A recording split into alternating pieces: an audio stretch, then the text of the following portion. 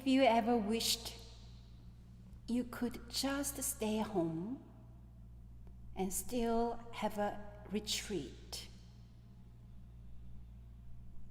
Now is the perfect time. You don't have to travel, and you don't have to worry about paying room and board. You just need to learn how to treat a normal day like a retreat day. No need to interrupt your regular life. Within your daily routine, you can create your own practice experience. The ultimate practice in Won Buddhism is timeless meditation and placeless meditation. But maintaining the rhythm of meditation and Dharma study at home can require a more determined mind than meditating in a temple or in nature. I have been so inspired to see some of you maintaining the rhythm of threefold practice at home: meditation, Dharma contemplation, and mindful action, just as if you were on retreat.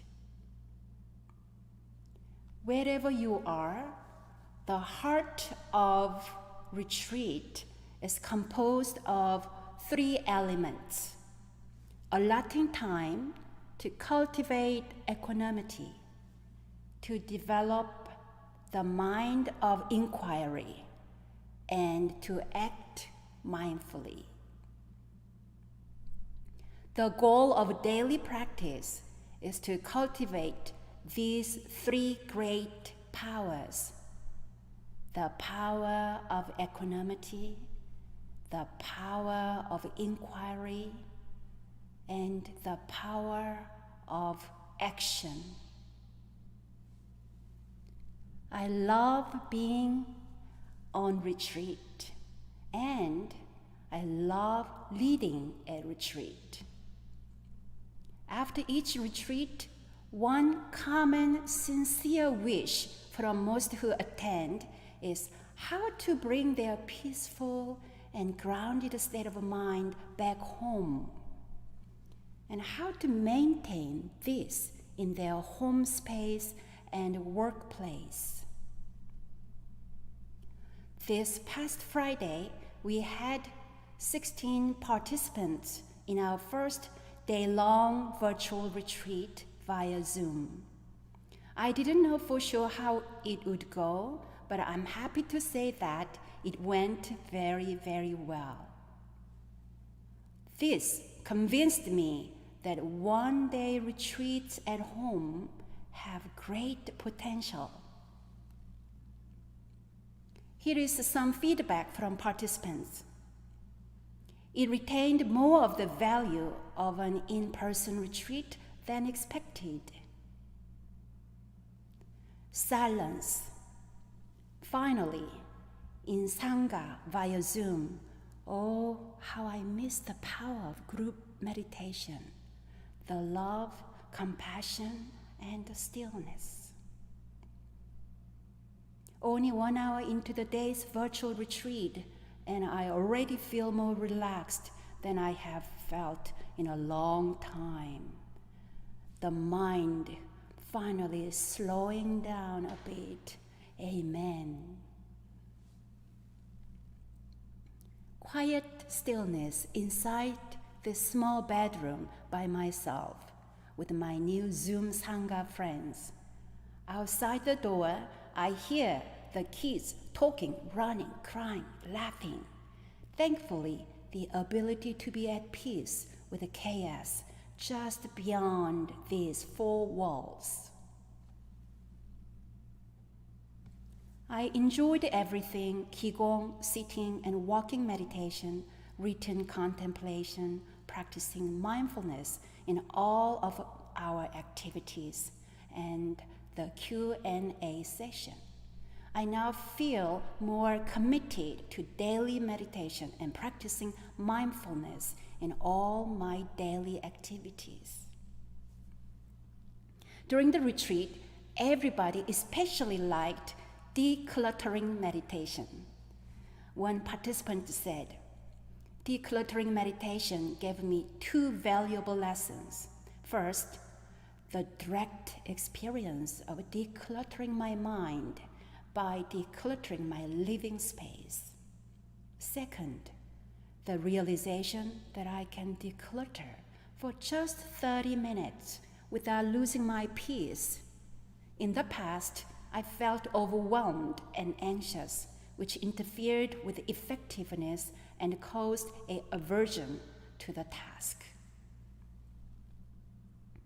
Dear friends, please consider joining one of our upcoming online retreats. It is a great experience and will motivate you to create your own sound daily structure. This year, 2020, has been opening remarkable new ways for us to consider home practice. Yet, it can seem so hard to develop a home practice. Why is that? At home, we are easily distracted. Although we are sheltering at home, creating space and time for daily practice can be challenging. That is family responsibility.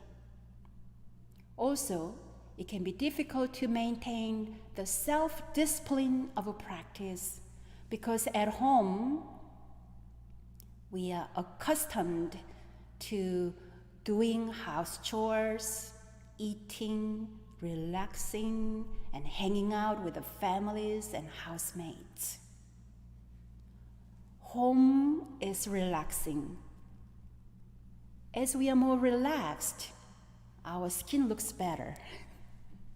By the way, whenever I have a chance to see you via Zoom or in person, these days, your faces seem to glow. At home, there is a constant beckoning to relax and an inclination to become lazy. Home is a good place to rest, but also an easy place to slack off from our regular meditation and physical exercise. In this time of a pandemic, some temple friends have shared that their practice seems to be scattered or slipping away. It can be difficult to develop self-power when we have to practice alone. We may experience a sense of disappointment or self-critical mind and just give up. So what can we do? What can we do? Let's forget the past and start planning how to be creative with a home practice. Consider that you can become your own retreat leader. You can easily adapt your retreat to your working hours, family time, and meal time when you do the dishes, garden, walk the dog, and so on. When I plan my day or when I create a retreat schedule, my favorite approach is to have a good balance between motion and rest. We rest for about 8 hours when we sleep. That leaves about 16 hours from the moment we wake up and to the moment we go to bed. During those 16 hours, Do you primarily engage in a series of activities, or do you primarily spend your time in quiet pursuits? Do you feel your day is properly balanced between action and rest? The harmonious balance between action and rest is aligned with the ancient philosophy of the harmonious balance between yin and yang.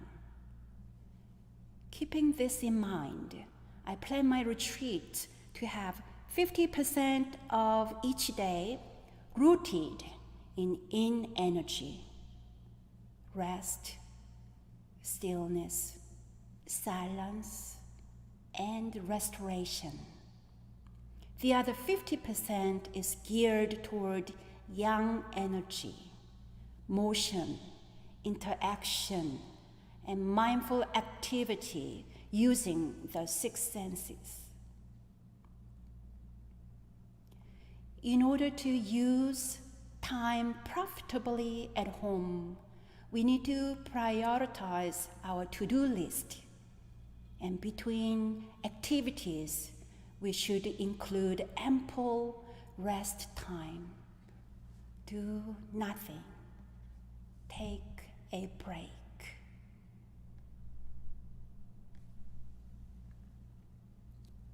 To establish our days like a home retreat, it is best to start the day with meditation and intention.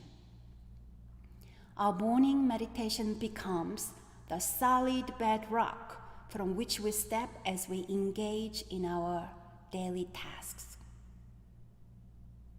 During retreat, every activity becomes 사상선, which can be translated as karma yoga or working meditation. What is working meditation? Meditating while working? Is this possible, or is this just crazy? One of the teaching mottos in Won Buddhism is one suchness in action and rest. 동정일려. 동정일려. What is suchness?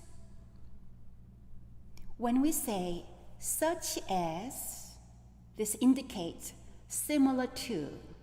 So suchness means not being different. Continuity, maintaining a constant state of mind. In other words, timeless meditation. Practice holding on to this state of mind, suchness, day and night, in activity and in stillness, while working and at rest. You may wonder, in the middle of activity and in the middle of a quiet mind, what happens to us and to the self? Our teachers guide us like this.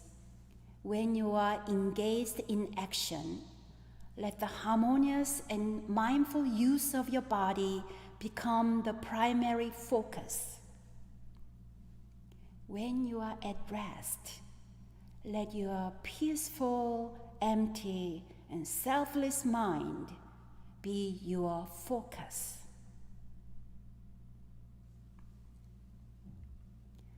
Whether your body is in meditation or in motion, practice maintaining a constant state of peaceful non-judgment.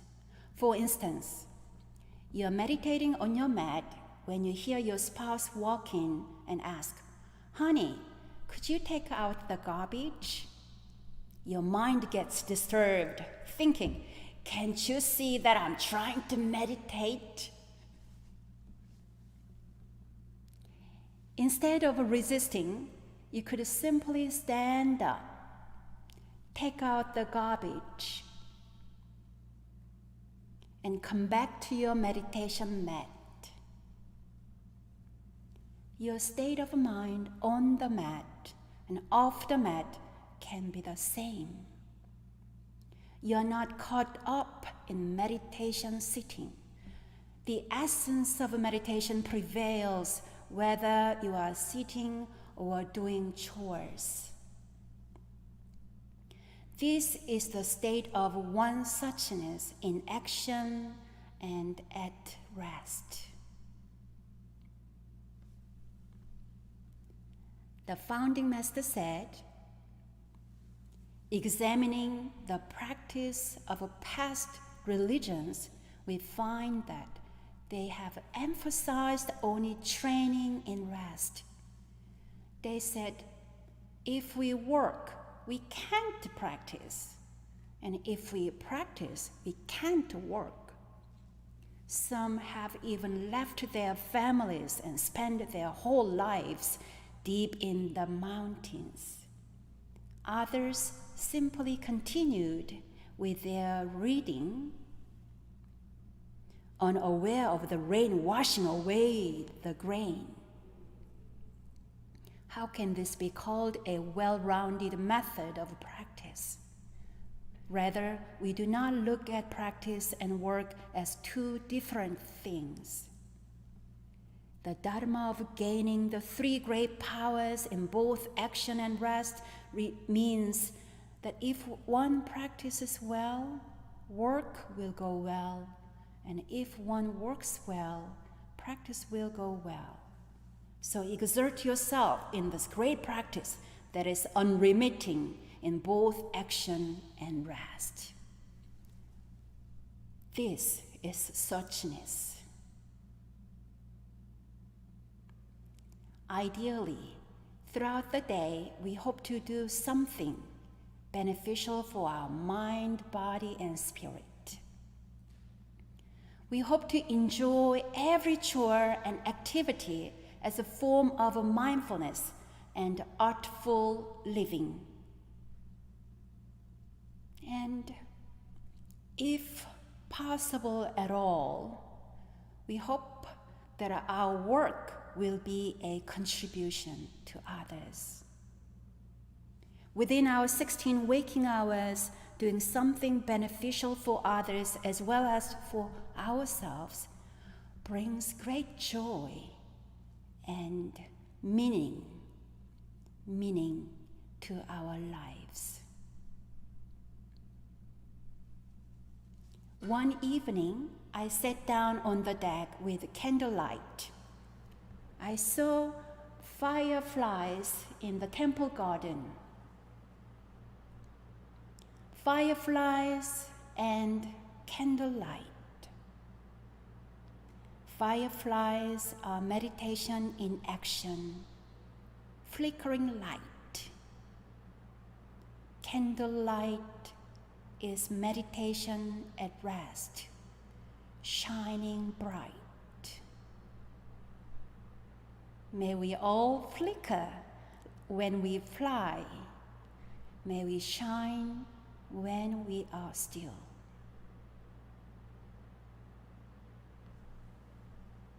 Dear friends, meditation at home is possible. Home practice can be the apex of a placeless meditation. Meditation in the kitchen, meditation in the garden, meditation in front of the computer, meditation in the bathroom, meditation playing with the children, meditation alone in solitude. Home in our sweet home. Walking meditation back and forth, from bedroom to kitchen, from kitchen to living room, every corner of a house. Doing one thing at a time, organizing and decluttering, creating more space, feeling more spaciousness in our minds and hearts. Home, sweet home. There is no place like home to hone